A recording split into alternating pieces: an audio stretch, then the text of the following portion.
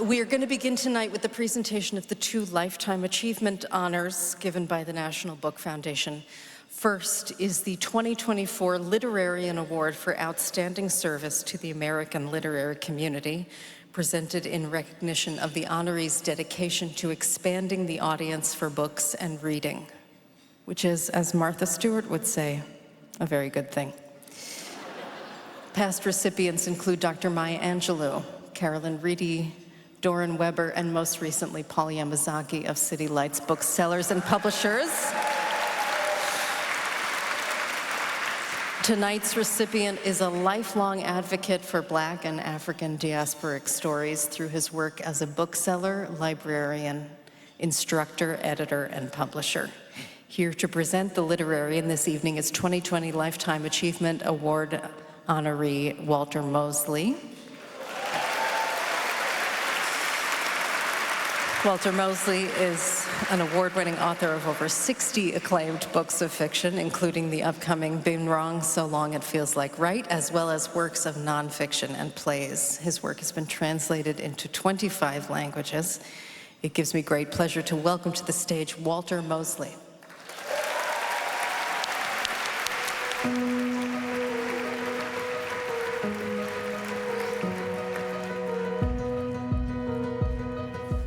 I didn't know there was going to be music. They have it on this thing, but I'm going to read my paper. It says almost exactly the same thing. Because I always get the feeling, don't you get the feeling like when you come and they say they want to see it so they can, but just because they can put it up here so you can read it, that they really want to make sure what you're saying isn't going to embarrass anybody? Anyway, I recently had occasion to call Paul Coates a warrior publisher. The Black man who traded in the term slave for enslaved. The Black Panther who was on many a hit list. The man that brought literature into prisons, literature that most people didn't and still don't know exists. Paul Coates, who virtually bled his own blood to ink his own printing presses and who worked shoulder to shoulder with world-shattering writers, editors, his own family, and those of us of the diaspora around the world. Paul Coates, who is still the only Black publisher in America that prints his own books, this because he would not let our truths be bought out from under us or sabotaged. And when I say our truths, I'm not just talking about Black people. I'm talking about living history that has been erased, eradicated, murdered, and then resurrected in the form of zombie lies. Paul shares information that every man, woman, and most especially every child in America, and therefore the world, must know if they want their souls to survive. Paul Coates, who will publish you when he is flush and when he is penniless. Paul Coates, who decides what he will publish based on the quality of the truth of that work. Paul Coates, a man who believes in you even if you don't believe in yourself, who believes in you even if he doesn't like you. These beliefs are grounded in his faith in social evolution, not personal gain. Paul Coates, the warrior publisher, cannot be bought out or put out of business. How many of us can say that? How many people in this room love every minute of self-sacrifice? How many people pile up the debt to pay off the weightier obligations of our people? How many can be that serious, that political, and still find time to laugh and love and keep the faith? Paul has lived a life of service. Most people in the modern world are confused and befuddled because their hearts and minds are filled with so much misinformation that most of what they see and believe isn't even there. They say, I'm worth so much because my paycheck says so.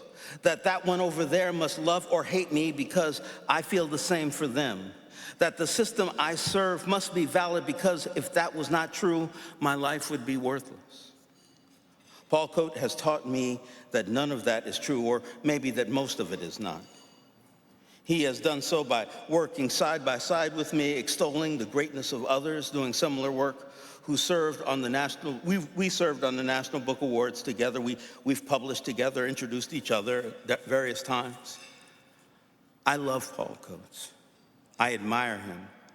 But most of all, I respect how he has imbibed the harsh liquor of true citizenship and survived. In other words, His life and work gives hope to anyone who would dare to explore the dark spaces between the lines that demarcate the lives. Paul Coates.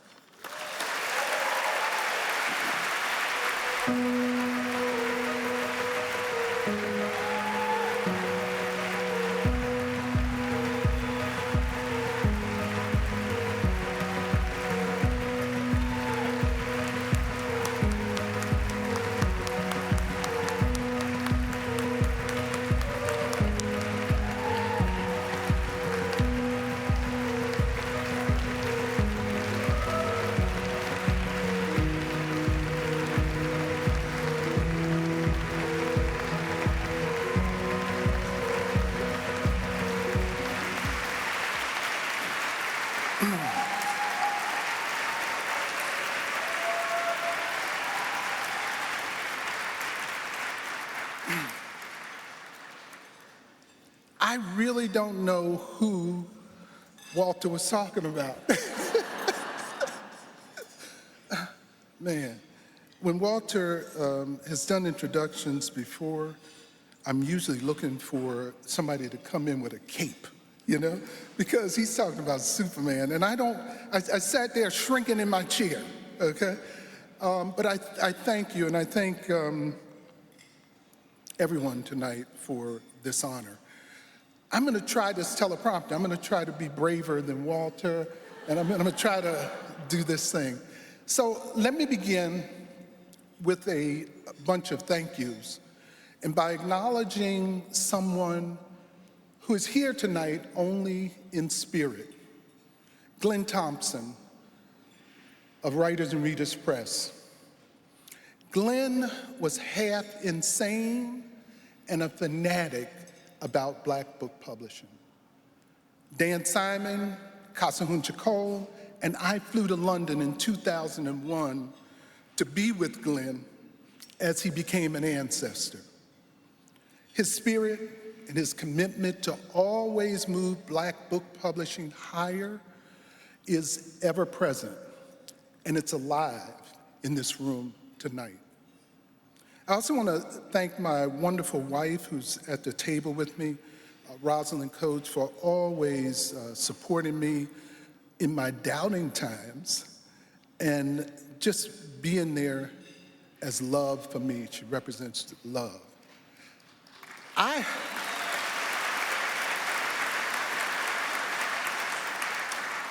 also love Walter Mosley. I mean, I really love this guy. We published Gone Fishing together 28 years ago, Gone Fishing and Easy Rawlins prequel. We came together and became friends and brothers. My journey through life is better because of you, Walter Mosley, and I appreciate you so much.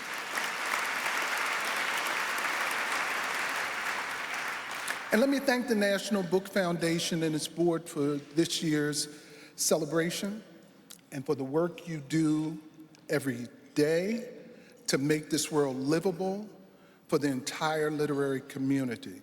I thank you for that work and for your acknowledgement of me. Neil Baldwin, former director of National Book Foundation, Brenda Green from National Black Writers Conference, Troy Johnson of AALBC, and Publishers Group West, our distributor. Thank you guys for being here, lending me your support. Black Classic Press is part of a group of old-line Black book publishers that includes Third World Press, Africa World Press, and Just Us Books. These legacy publishers are survivors from the civil rights and human rights battles of the 60s and the 70s.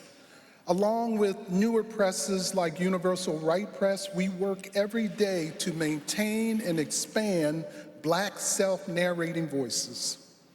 We each have a different focus.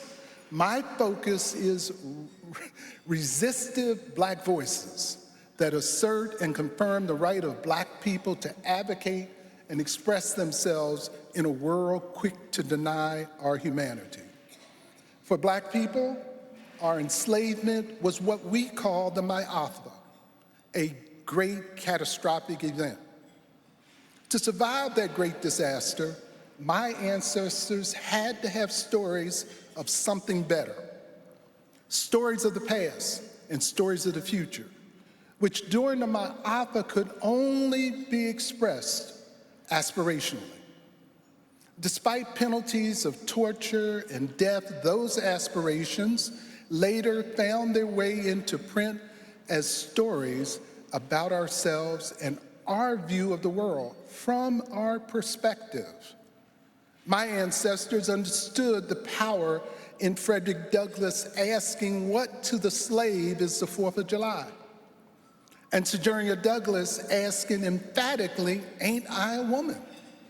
They cherished the fundamental rights of free people everywhere, the right to speak in our own voice, in our own style, without the permission of others, especially those who sought to keep us enslaved, ban our aspirations, our books, and our humanity.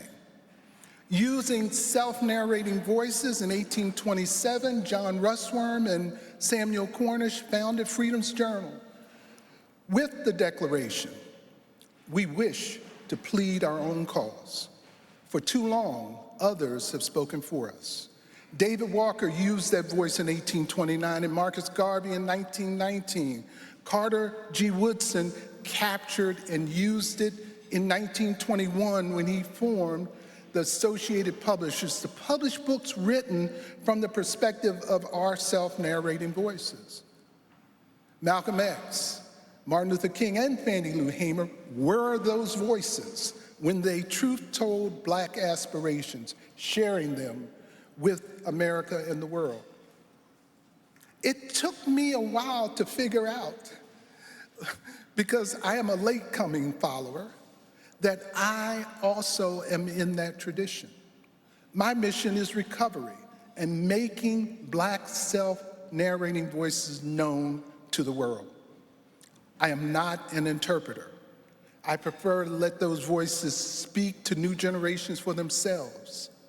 I obsessively curate those voices, especially the old, forgotten, radical, and less popular ones. The more obscure they are, the more important they are in my quest. Those voices are all Black classics to me. I publish them knowing that they are critical to fully understanding and making sense of the brightly colored mosaic that is American and world history. If those voices are not present, the result is a drab, washed out monotone of history and a narration where some awful person steps up and insists that slavery was a necessary experience that taught Black people many valuable skills. I can't let that happen. To do this work and to be supported by my community as I have been since 1972, and to be recognized for that work tonight is humbling. It is also a reminder that all voices are important and that all stories are important. Thank you all, and thanks again to the National Book Foundation.